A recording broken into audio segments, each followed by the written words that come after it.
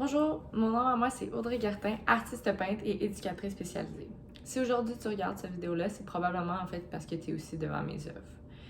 Je tiens en fait à me confier puis à m'ouvrir à vous aujourd'hui afin de peut-être déclencher votre processus de guérison. Je parle d'un sujet qui est très important, mais qu'on n'aborde pas souvent, la culture du viol et tous les tabous qui reviennent avec.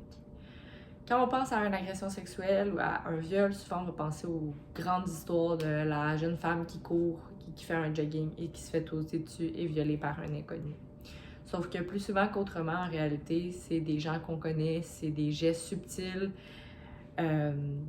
Subtils. C'est des gestes qui passent comme inaperçus, qui font en sorte qu'on a un doute, qu'on vient même se sentir parfois responsable par rapport aux actes, mais en fait, on n'est jamais responsable parce que, premièrement, le consentement peut s'enlever à tout moment. Et deuxièmement, il faut aussi être conscient qu'il peut y avoir des gestes et des paroles qui manipulent les gens. Par exemple, j'ai été moi-même victime d'agression sexuelle à l'âge de 4 ans, 11 ans, 14 ans, 17 ans et 21 ans. À 4 ans, c'était un ami de la famille qui a abusé de moi. À 11 ans, c'est un membre de ma famille,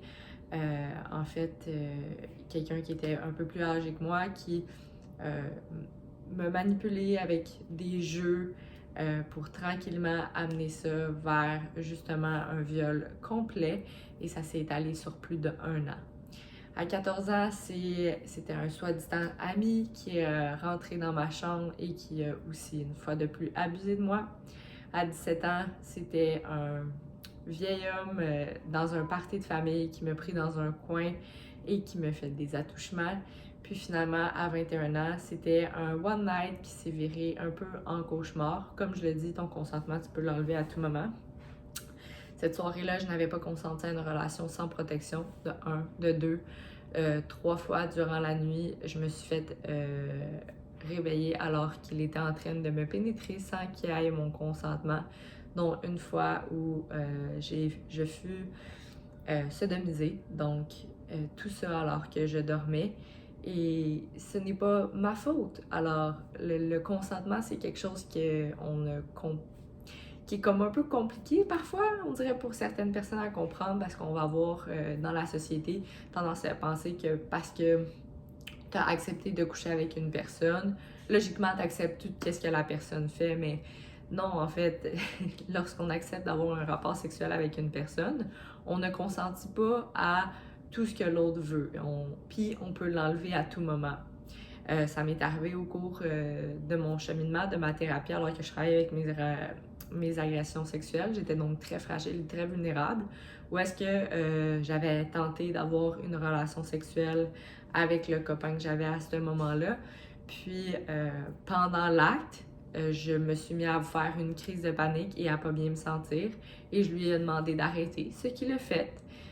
Puis, j'avais pas de responsabilité ou quoi que ce soit. S'il avait besoin de finir le travail, il peut le finir toute seule. Et ce n'était pas ma responsabilité parce qu'à ce moment-là, je n'avais plus mon consentement. Donc, s'il avait continué, ça aurait été un viol. Et ça, c'est le genre de choses qu'on ne parle pas souvent, puis qu'on ne mentionne pas souvent.